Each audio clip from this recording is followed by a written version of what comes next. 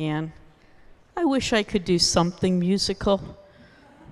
Anything musical. Anyway, good morning, and welcome to those of you who are joining us virtually and those of you who are present here at All Souls Unitarian Church. I'm Diane Kennedy, and I'm serving as worship associate today. I will be with Nasreen Khan, who is the coordinator for programs and communications, and we're your worship team today. Our pronouns are she, her. Love is the spirit of all souls. If you are visiting with us this morning, or if you're a longtime congregant, or anywhere in between, we invite you to complete a connection card. It helps the church know how best to stay connected with you.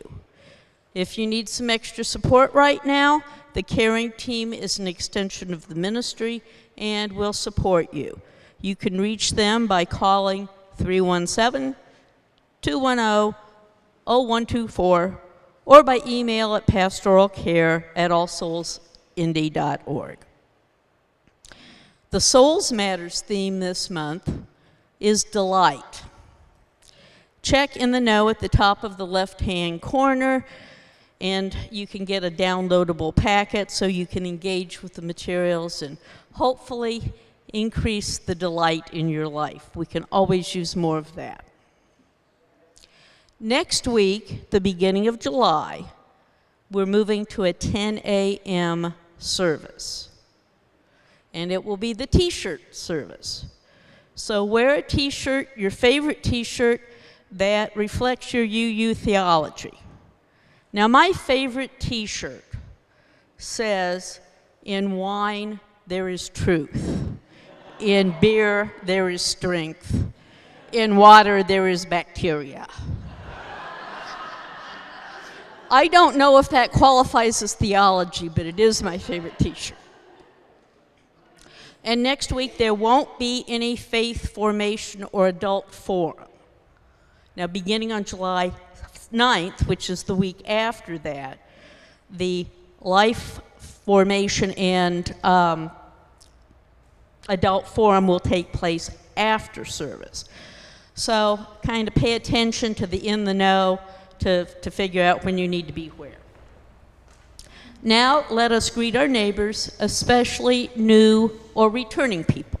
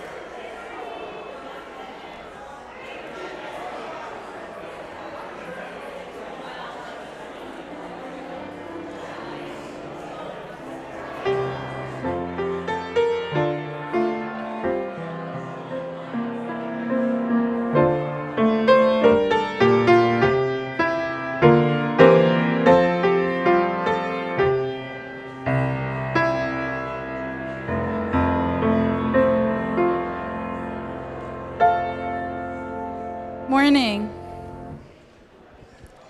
I love seeing how talkative everyone is. It's definitely so many people's favorite part of the service. Sometimes I think we should just have a Greet Your Neighbors service where nothing else happens.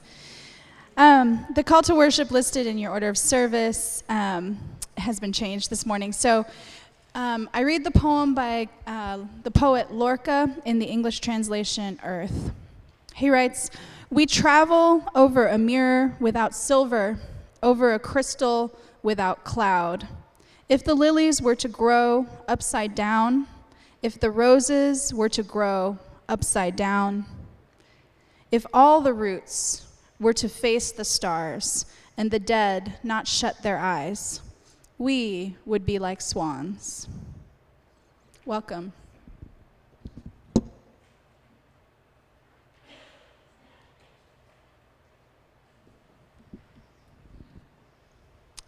This is my last time as a worship associate and my first time to do a chalice lighting. And last weekend, my granddaughter Savvy got to light the chalice. So I'm going to use my privilege here, and my granddaughter Lily is going to light the chalice.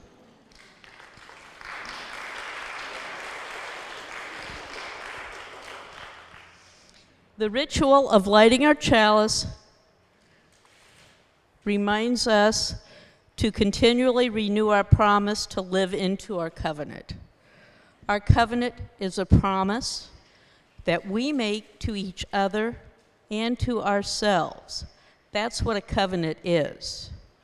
Please rise in body or spirit as we say these adapted chalice lighting words from James Blake, the same words we've spoken since 1903.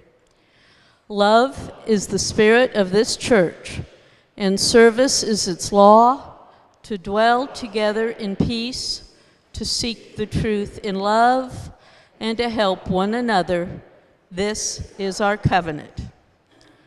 Please remain standing as we sing hymn number 329, Life Has Loveliness to Sell.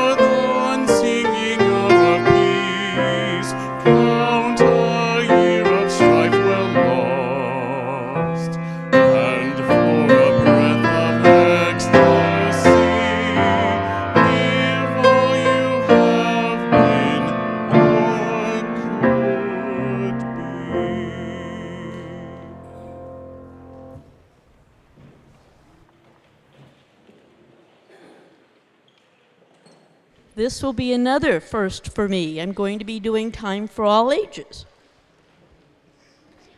And I'm not real sure how to talk to kids, even though I used to be one many years ago. But anyway, since this is Nasreen's last sermon, I thought I would just talk about her. But she didn't want that. But I'm going to talk about her anyway. And part of that is because we're talking about expansiveness today. And Nasreen is the most interesting person I've ever met, which is saying a lot since, like my other granddaughters, she could be my granddaughter too, which means I'm older than dirt, but that's okay.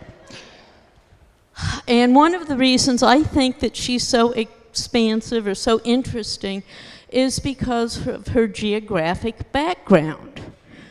I was born in Muncie, Indiana, which is about an hour away. And I've lived in Indiana my whole life. Nasreen, on the other hand, was born in the Philippines. And that's in Asia. Her family then moved to Indonesia, which is also in Asia. Then they moved to Senegal, which is in Africa. Then they moved back to Indonesia. And then she moved to New York and New Jersey, and finally to Indianapolis. And so, you know, there are just so many ways that we are different. She's tall. I'm vertically challenged. She's young, and I'm not. And yet we're good friends. And knowing people and learning about people who are different from you is a way you can expand your horizons and make your life much more interesting. You can make your life more interesting by getting your folks to take you out someplace where the sky's dark at night and looking at the stars. When I was a kid, before light was invented, you could see lots of stars in the sky. Now, if you go out in your backyard, you probably aren't going to see very many, but there are still places where it's dark at night and you can see lots of stars. And you can expand by going very small, too, looking at a drop of dew or a spider's web. Those are all things that help you expand and grow and learn. And it makes life a whole lot more interesting. Each month, I read a column called Murphy's Dogma. Murphy is a human whisperer. He's a terrier. And he tells his human what to write for him, because he doesn't have thumbs. One month, I liked his column so much that I printed it and put it on the refrigerator. He ended it. I realized that my life is an adventure to be explored and enjoyed. And so is yours. Please rise in body or spirit as we sing hymn number 352, Find a Stillness.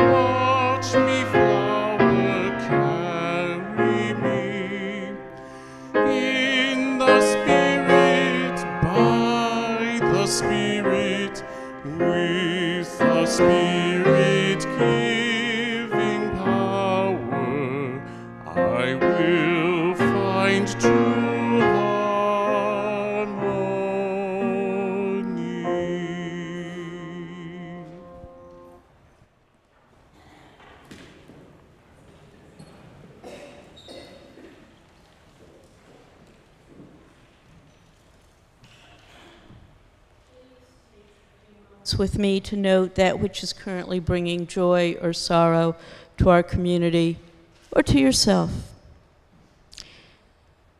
We can take joy that this is Pride Month, in which we celebrate diversity in ways that would not have been possible 50 years ago. And we can sorrow that hate still causes so much anguish in the LGBTQ community. Please take a few moments for reflection.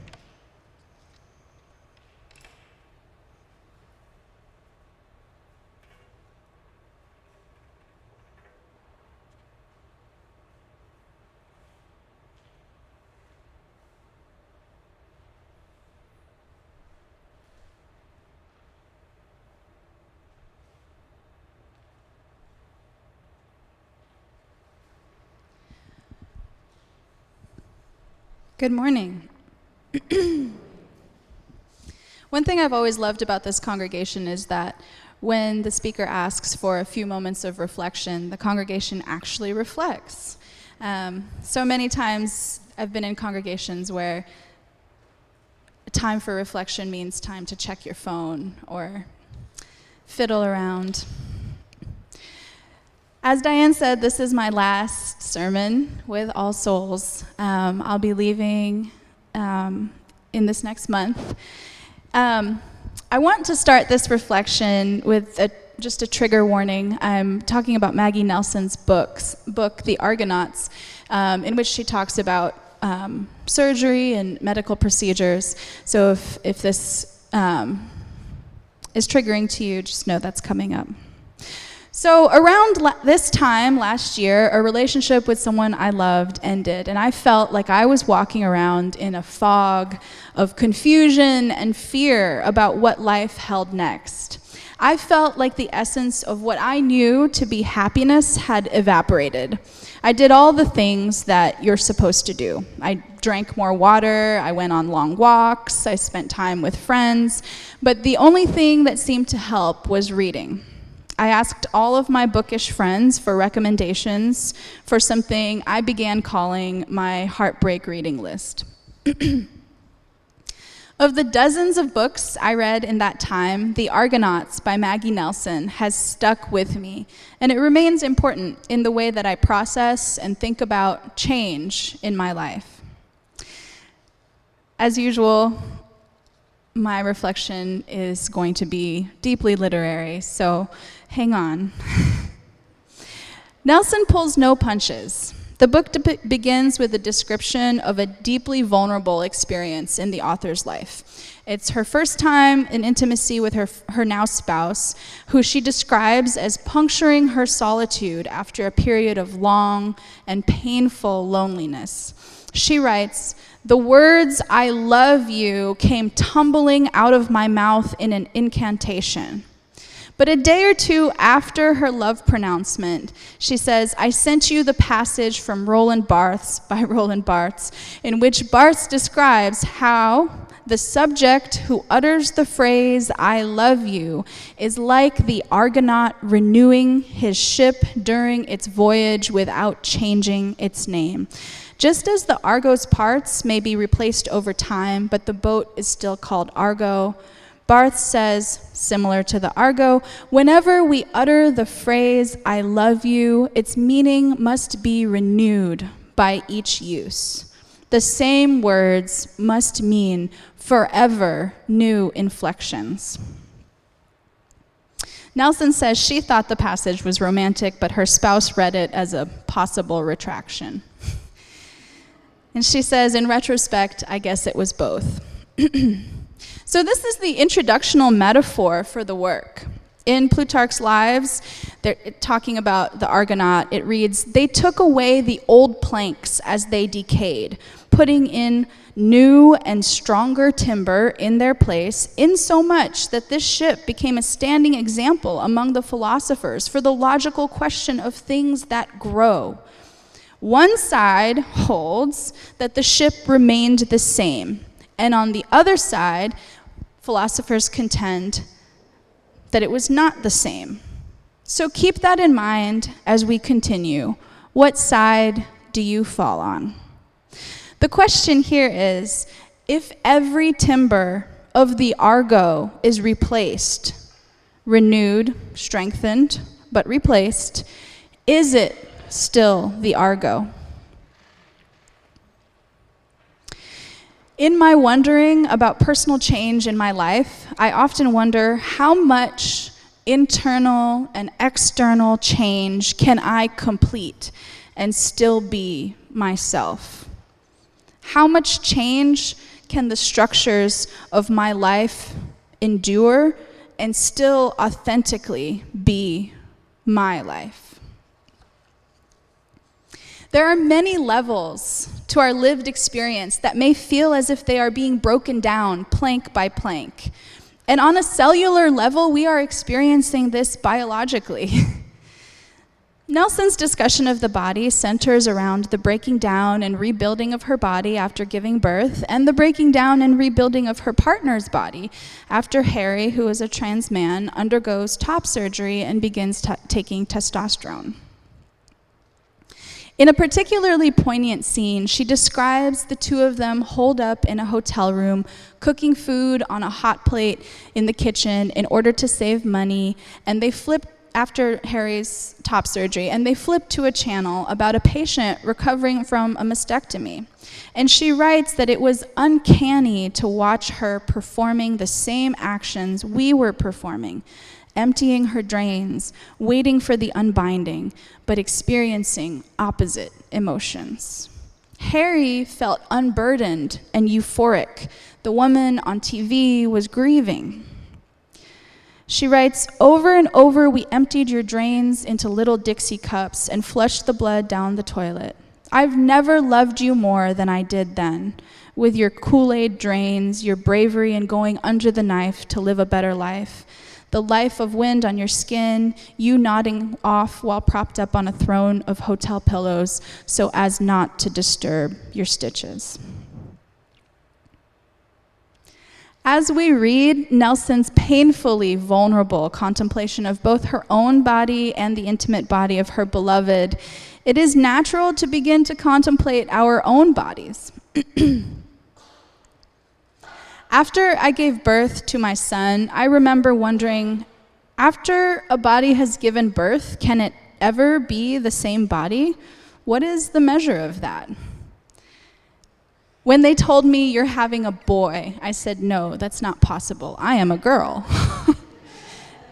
I can't make a man inside my body. I am a female body, and I'm sure of that identity. And they said, well, it's a DNA test, so we're pretty sure. In my maternal contemplation, I began wondering, will I fit into my genes again? When do I stop nursing? When will my hair stop falling out? Weight gain or loss, age and aging, and finally, in this pandemic time, illness.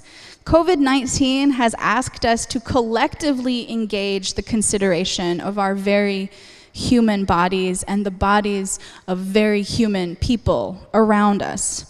It has asked us to consider our spacing from strangers in crowded places. It has asked us to consider our illness in terms of its effect on others more than its effect on us. And it has asked us to consider our bodies as impermanent. Nelson describes a time shortly after Harry's top surgery when she was visibly pregnant with their child and Harry was beginning to look stereotypically male. And they were at a Mexican restaurant, and the waiter chatted to them as if they were a cis-het couple. And she writes, on the surface, it may have seemed as though your body was becoming more male and mine more female, but on the inside, we were just two human animals undergoing transformations beside each other, bearing each other loose witness. And I think this is all we can do during COVID, during new parenthood, during illness, during change. All we can do is engage with the parts of each other that are visible and tangible and say to one another, I bear witness to your humanity. A humanity that exists in a state of constant change. A humanity that exists only in a state of constant change. To Nelson, change is what constitutes life. She says, life is the pleasure of recognizing that one may have to undergo the same realizations, write the same notes in the margins, return to the same themes in one's work, relearn the same emotional truths, write the same book over and over again, not because one is stupid or obstinate or incapable of change, but because such revisitations constitute a life. Nelson also breaks down and reimagines family and marriage through the lens of pleasure and perversity, gender and fluidity. She describes going to a dinner party not long after she meets her partner Harry, and by her own description has been spending every spare moment entangled with Harry. And a guest asks, has she dated women before? And she's startled and she wonders aloud, is Harry a woman?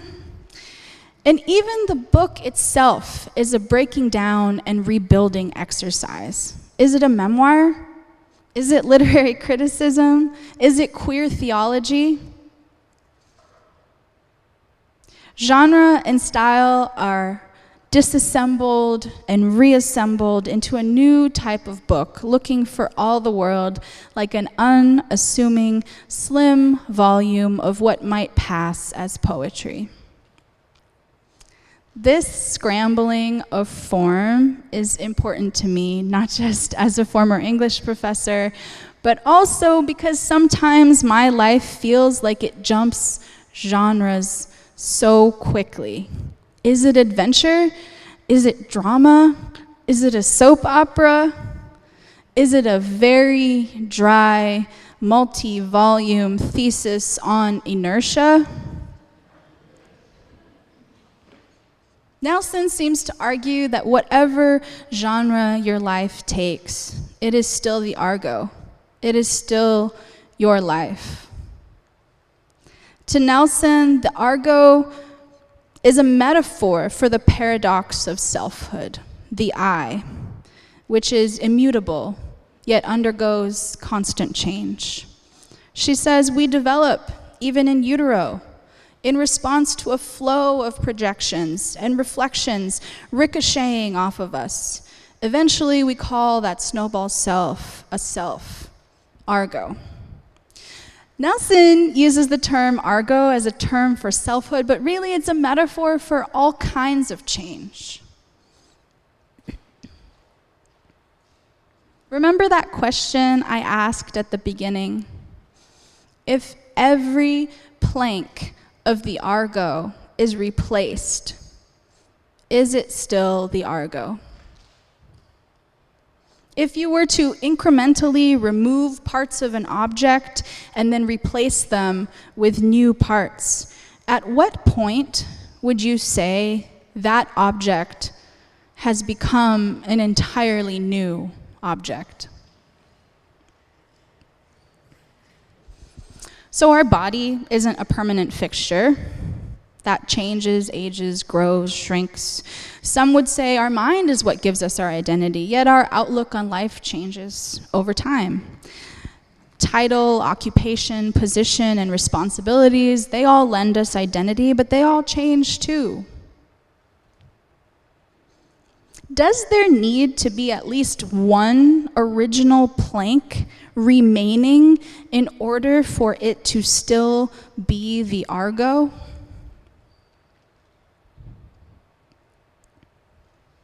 In talking about this with my 7-year-old son, Elias, his take on it was, just jump off the ship. If they have to fix every piece, it doesn't seem like a very good ship, Mom.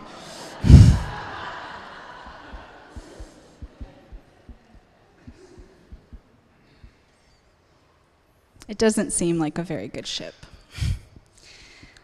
I don't have the answers, although Elias feels he does. I don't know if replacing every board makes it no longer the Argo. What I do know is that it doesn't really matter. What matters is the Argonauts, my shipmates on this floating thought experiment. Your shipmates on the new Argo, on the old Argo, in the water. It doesn't matter if it's the same Argo. What matters is how do I love my fellow Argonauts well. Barth's injunction that every time we say, I love you, it must mean something new, is relevant here.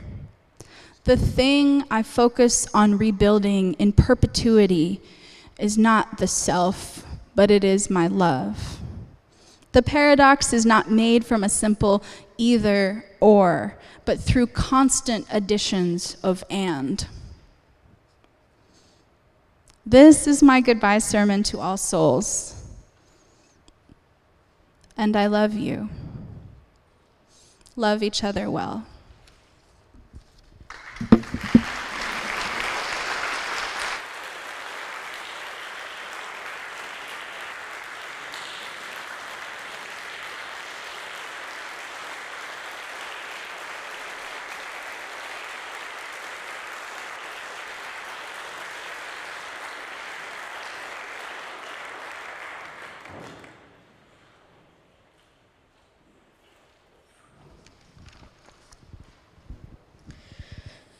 Each week, All Souls shares the cash or specifically earmarked donations collected on Sunday.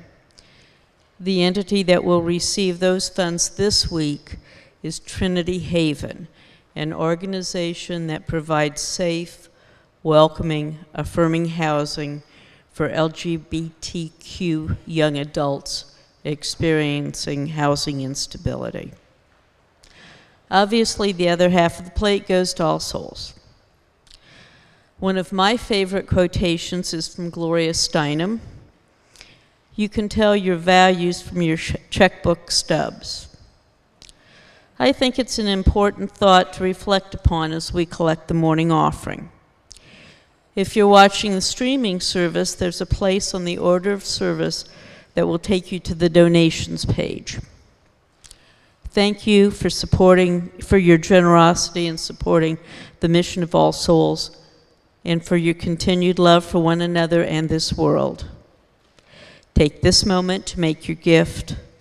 The morning offering may now be given and gratefully received.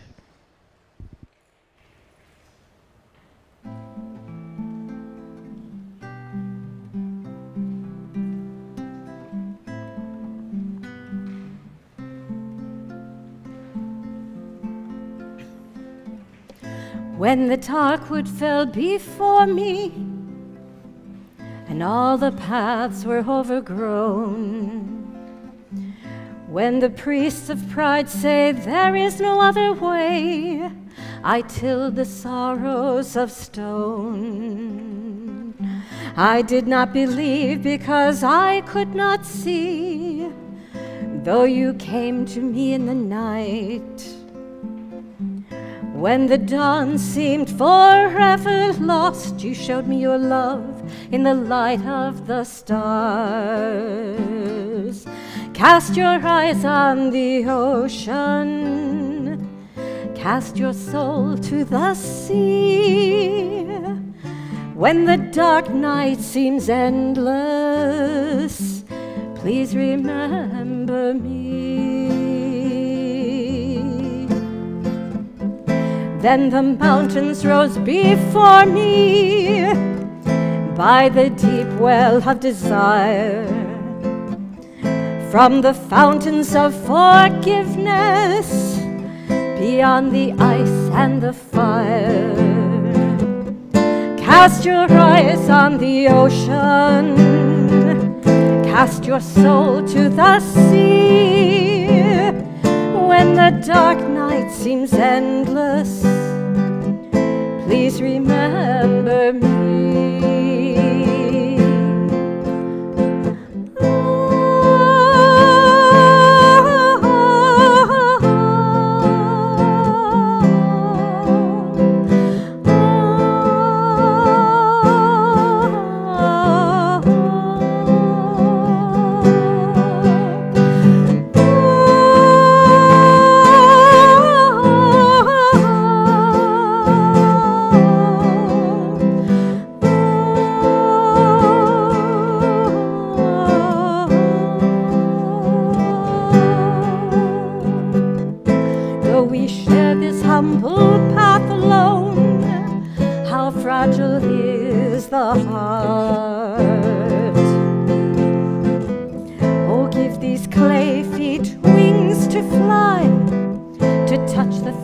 of the stars. Breathe life into this feeble heart. Lift this mortal veil of fear. Take these crumbled hopes, etched with tears, will rise above these earthly cares. Cast your eyes on the ocean, cast your soul to the sea. When the dark night seems endless, please remember me. Please remember me. Please remember me. Please remember me. Please remember me. Please remember me.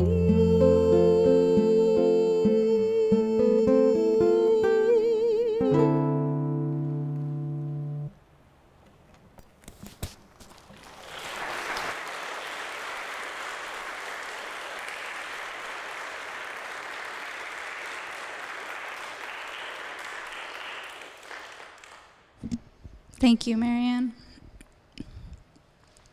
Our closing words are pulled from another Maggie Nelson book entitled Bluets, and she writes, I want you to know, if you ever read this, there was a time when I would rather have had you by my side than any one of these words. I would rather have had you by my side than all the blue in the world. But now you are talking as if love were a consolation. Simone Weil warned otherwise. Love is not a consolation, she wrote. It is light. All right then, let me try to rephrase. When I was alive, I aimed to be a student, not of longing, but of light. May you create warm light together.